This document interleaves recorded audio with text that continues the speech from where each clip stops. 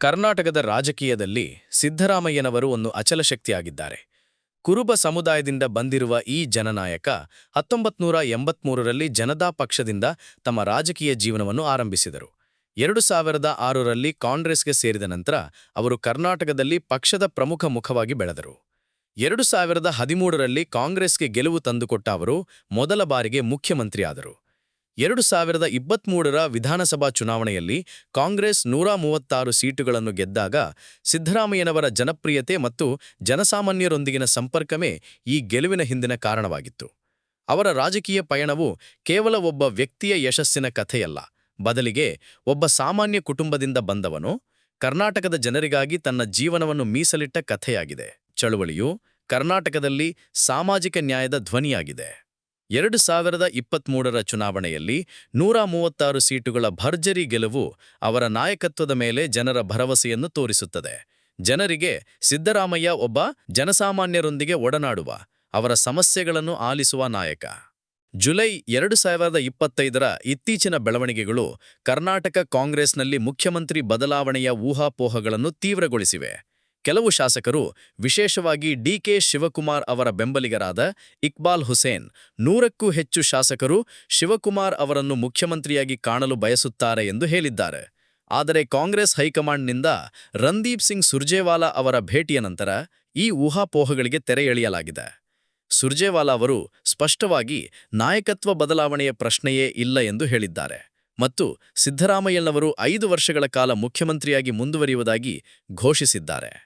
July 2025ರಂದು ಸಿದ್ದರಾಮಯ್ಯನವರು ಮಾಧ್ಯಮದವರೊಂದಿಗೆ ಮಾತನಾಡುತ್ತಾ, ನಾನೇ 5 ವರ್ಷ ಮುಖ್ಯಮಂತ್ರಿಯಾಗಿ ಮುಂದುವರಿಯಲಿದ್ದೇನೆ, ಈ ಬಗ್ಗೆ ಅನುಮಾನ ಬರುವಂಥದ್ದು ಏನಿದೆ ಎಂದು ಆತ್ಮವಿಶ್ವಾಸದಿಂದ ಹೇಳಿದ್ದಾರೆ. ಡಿ.ಕೆ. ಶಿವಕುಮಾರ್ ಅವರು ಸಹ, ನಾನು ಸಿದ್ದರಾಮಯ್ಯನವರನ್ನು ಬೆಂಬಲಿಸುತ್ತೇನೆ, ಪಕ್ಷದ ಹೈಕಮಾಂಡ್ ತೆಗೆದುಕೊಳ್ಳುವ ಯಾವುದೇ ನಿರ್ಧಾರಕ್ಕೆ ಬದ್ಧನಾಗಿರುತ್ತೇನೆ ಎಂದು ಒಗ್ಗಟ್ಟಿನ ಸಂದೇಶವನ್ನು ನೀಡಿದ್ದಾರೆ. ಈ ಘೋಷಣೆಗಳು ಕಾಂಗ್ರೆಸ್ನ ಒಳಗಿನ ಭಿನ್ನಾಭಿಪ್ರಾಯಗಳನ್ನು ತಾತ್ಕಾಲಿಕವಾಗಿ ಶಮನಗೊಳಿಸಿವೆ. ಆದರೆ ಈ ಊಹಾಪೋಹಗಳ ಹಿಂದಿನ ಕಾರಣಗಳೇನು? ಕೆಲವು ಶಾಸಕರು ಶಿವಕುಮಾರ್ ಅವರ ಕಠಿಣ ಪರಿಶ್ರಮ ಮತ್ತು 2023ರ ಚುನಾವಣೆಯಲ್ಲಿ ಪಕ್ಷದ ಗೆಲುವಿಗೆ ಅವರ ಕೊಡುಗೆಯನ್ನು ಗುರುತಿಸುವಂತೆ ಒತ್ತಾಯಿಸಿದರು. ಆದರೆ ಕಾಂಗ್ರೆಸ್ ಹೈಕಮಾಂಡ್ನ ಈ ನಿರ್ಧಾರವು ಸಿದ್ದರಾಮಯ್ಯನವರ ಜನಪ್ರಿಯತೆ ಮತ್ತು ಆಡಳಿತದ ಸ್ಥಿರತೆಯ ಮೇಲಿನ ಭರವಸೆಯನ್ನು ತೋರಿಸುತ್ತದೆ. ಸಿದ್ದರಾಮಯ್ಯನವರೊಂದಿಗೆ ಡಿ.ಕೆ. ಶಿವಕುಮಾರ್ ಅವರು ಕೈ ಜೋಡಿಸಿ ಮಾಧ್ಯಮದ ಮುಂದೆ ಒಗ್ಗಟ್ಟನ್ನು ಪ್ರದರ್ಶಿಸಿದ್ದು ಪಕ್ಷದ ಒಳಗಿನ ಒಡಕುಗಳ ಬಗ್ಗೆ ಊಹಾಪೋಹಗಳನ್ನು ತಗ್ಗಿಸುವ ಪ್ರಯತ್ನವಾಗಿದೆ.